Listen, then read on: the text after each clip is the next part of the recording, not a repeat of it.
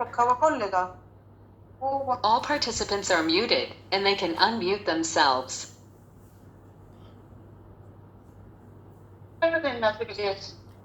अब गाथा All participants are muted, and they can unmute themselves. 148 149 उसका हेडिंग। अब का अर्थ है कि अगली गाथा में काला वाला खोलो। दोनों कर्म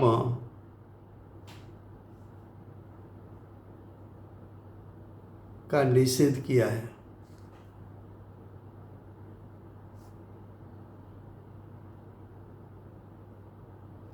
બંને કર્મ એટલે શુભ અશુભ બંને કર્મ,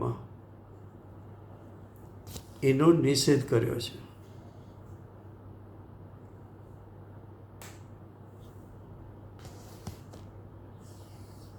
तो दोनों कर्म का निषेध किया है। अब आगे, दोनों कर्म निषेधवा योग्य है। दोनों कर्म कैसे हैं? तो कि उसका तो निषेध करने योग्य ही है।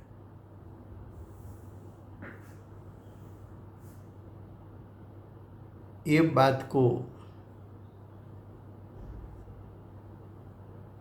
बात का अर्थ है दोनों कर्म निषेध करने योग्य है। ये बात को भगवान कुंकुंदाचार्य स्वयं ही दृष्टांत से समर्थन करते हैं। मूल ग्रंथकर्ता कुंकुंदाचार्य देव है।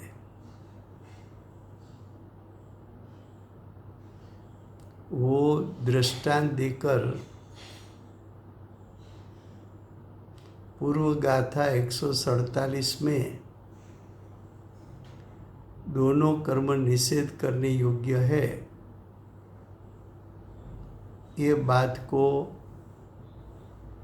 अनुमोदित करते हैं भगवत कुंकुंदाचार्य देव। फिर से गुजराती में गाथा 147-48।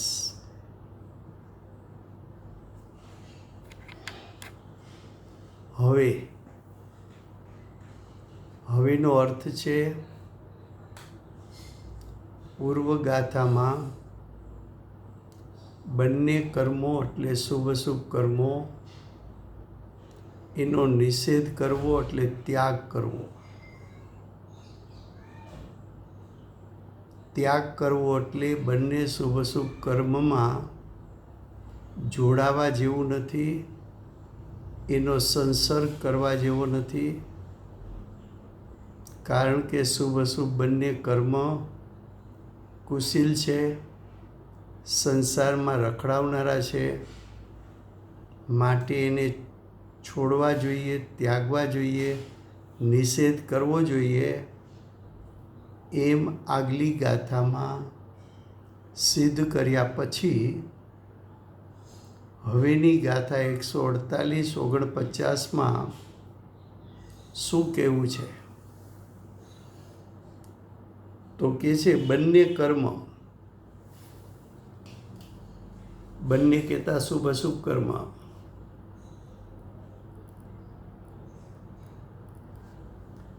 નિષેધવા યોગ્ય એટલે ત્યાગવા યોગ્ય, છોડવા યોગ્ય, સંસર્ગ કરવા જેવો નથી, માટે નિષેધવા યોગ્ય છે। એ વાતનું ભગવાન કુંકુંદાચાર્ય દેવ પોતે, ભગવાન કુંકુંદાચાર્ય દેવ પોતે ગ્રંથ કરતા છે. એ ગ્રંથના રચયિતા કે જે સાક્ષાત સિમંદર ભગવાન પાસેથી વાણી સાંભળીને આવ્યા છે, ભગવાનની વાણી શ્રુતલબ્ધિમાં અવધારણ કરીને આવ્યા છે. છઠ્ઠે સાતમે ગુણસ્થાને ઝૂલતા મહાસમર્થ આચાર્ય છે.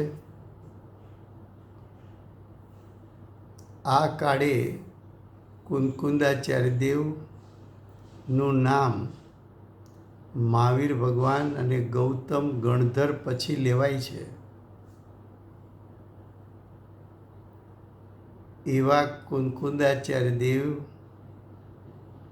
ભગવાનની વાણીને અવધારીને આત્માની અનુભૂતિને સાક્ષાત સામે રાખીને આગમોના રચયિતા છે. એવા ભગવત કુંકુંદાચાર્ય દેવ એમ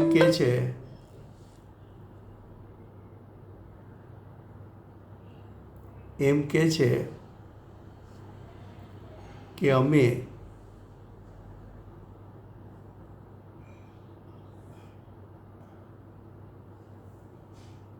ઉપરની વાતને એટલે 147 ગાથાની વાતને દ્રષ્ટાંતથી સમર્થન આપીએ છીએ, એટલે અનુમોદના કરીએ છીએ કે એ વાત યથાર્થ છે. ગાથા 148, 149 એનું હરિગીત સાથે ગાઈને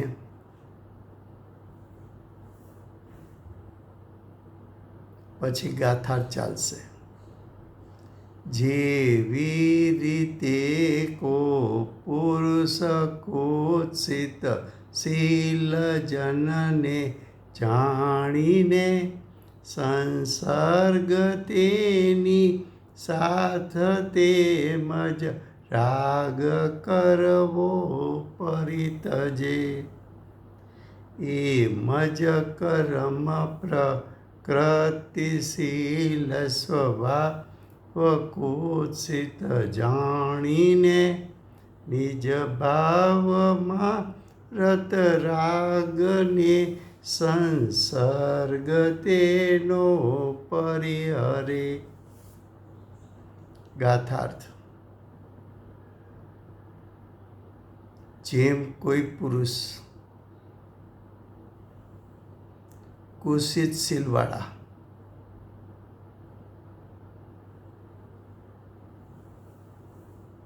એટલે કે કુશીલ છે, એટલે કે ખરાબ સ્વભાવવાળા છે,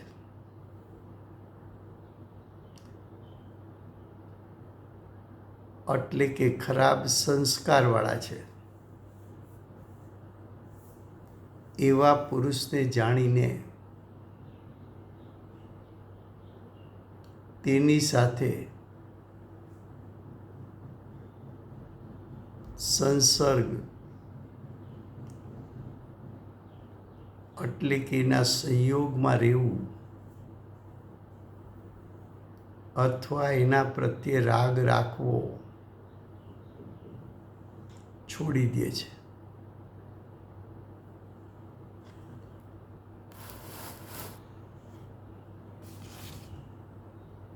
સમયસારમાં રાગ મુખ્યપણે કોને કહેવો છે? તો કે સમ્યક દૃષ્ટિના રાગને જ રાગ કહેવો છે.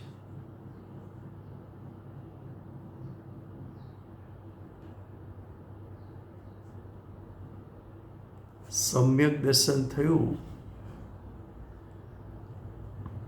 અને મિથ્યાત્વ સહિત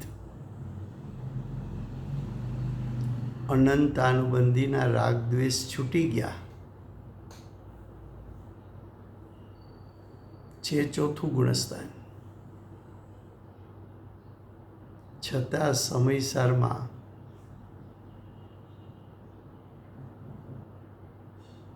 એવા જીવને સમયસારમાં એવા જીવને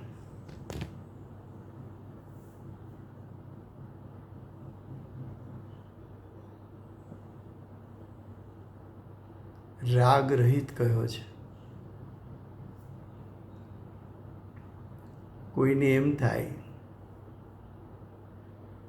કે હજી 10મા ગુણસ્થાનના અંતે સૂક્ષ્મ લોભ છે,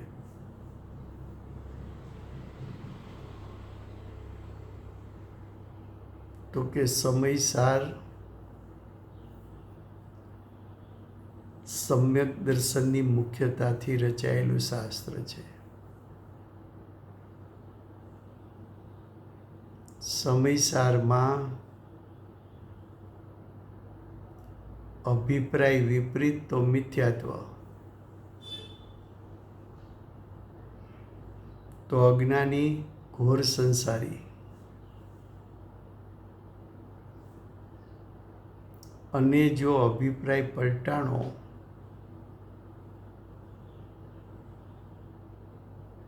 અને સમ્યક દર્શન પ્રાપ્ત કર્યું તો એ સમ્યક દ્રષ્ટિ જાણે કે સર્વ પ્રકારનો રાગ છોડી દીધો છે એવા પ્રકારનું કથન એટલા માટે કરે છે કે સમ્યક દર્શન થયા પછી જ્ઞાનીનો અભિપ્રાય એમ છે કે કોઈ પ્રકારનો રાગ કરવા જેવો નથી, માટે જ્ઞાનીને રાગ જ નથી.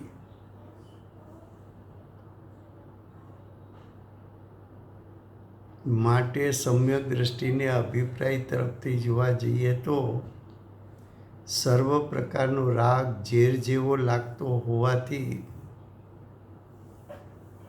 સમ્યક દ્રષ્ટિને રાગ નથી, કારણ કે કોઈ પ્રકારના રાગમાં હિતબુદ્ધિ રહી નથી.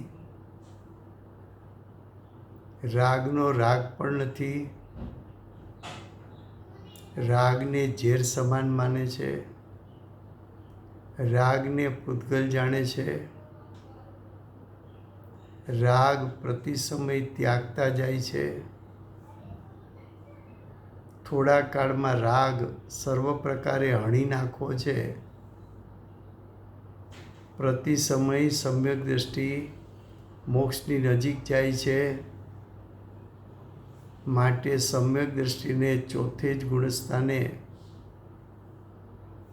જાણે કે રાગ રહિત થઈ ગયો હોય એ રીતનું કથન આચાર્ય ભગવાન કરતા હોય છે. એ સમયસારની વાત છે. ચારિત્રનો અધિકાર હોય તો અનંતાનુબંધીના રાગને રાખીએ, અપ્રત્યાખ્યાનના રાગને રાખીએ, પ્રત્યાખ્યાનના રાગને રાખીએ, સંજ્વલનના રાગને પણ રાખીએ, અને સંજ્વલનનો રાગ ન છૂટે સર્વ પ્રકારે ત્યાં સુધી શ્રેણી આરોહણ કરીને પૂર્ણતાની પ્રાપ્તિ થતી નથી.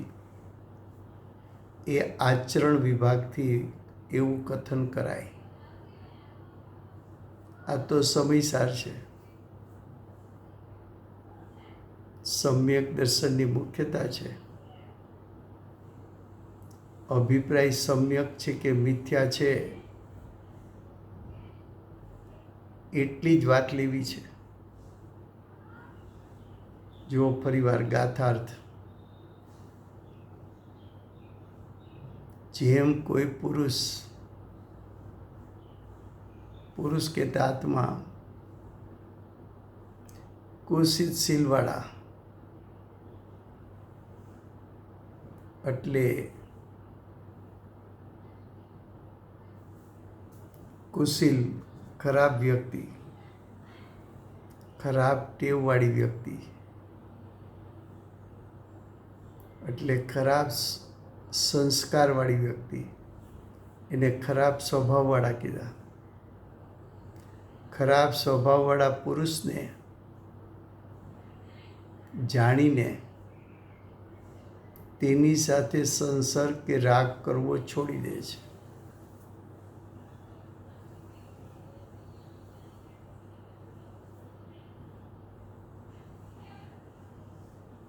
હિંસક માણસ હોય, ચોર હોય, જુગારી હોય,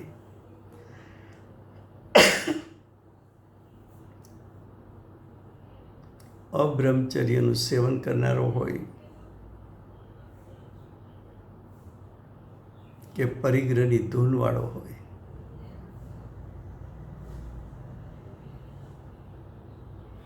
આવા જીવ સાથે સંસ્કારી જીવ એનો સંગ છોડી દે છે, એના પ્રત્યેનો રાગ છોડી દે છે.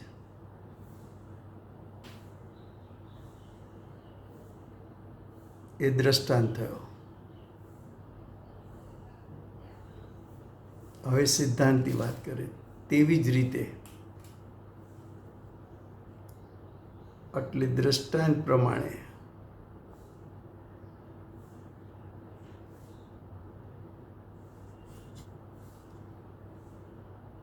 સ્વભાવમાં રત પુરુષો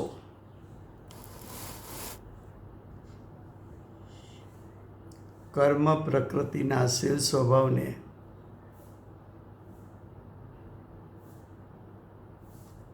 કુશિત એટલે ખરાબ જાણીને તેની સાથે એટલે કર્મ પ્રકૃતિ સાથે સંસર્ગ એટલે એના સંયોગમાં આવવું, એની સાથે જોડાવું, એના પ્રત્યે રાગભાવ રાખવો છોડી દે છે. શું કહે છે? સ્વભાવમાં રત, સ્વભાવમાં રત કોણ છે? સમ્યક દ્રષ્ટિ.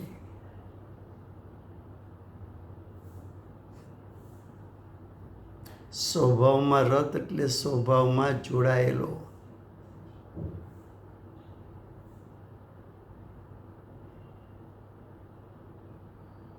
સ્વભાવમાં રત એટલે સ્વભાવમાં જેની દ્રષ્ટિ છે તે પુરુષો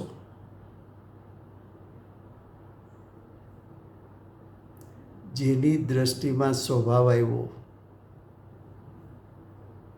કોની દ્રષ્ટિમાં સ્વભાવ આવ્યો? તો કે સમ્યક દ્રષ્ટિના. તે રત પુરુષો એટલે તે જ્ઞાની સમ્યક દ્રષ્ટિ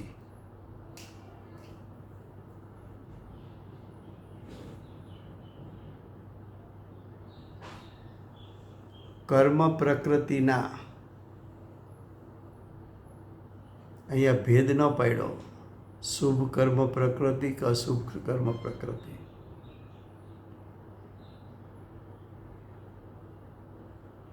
એવો ભેદ કેમ ન પાડ્યો? તો કે આગલી ગાથામાં બધી કર્મ પ્રકૃતિ શુભ હોય કે અશુભ હોય એ નિષેધવા યોગ્ય છે એમ સિદ્ધ કરી દીધું છે. કર્મ પ્રકૃતિના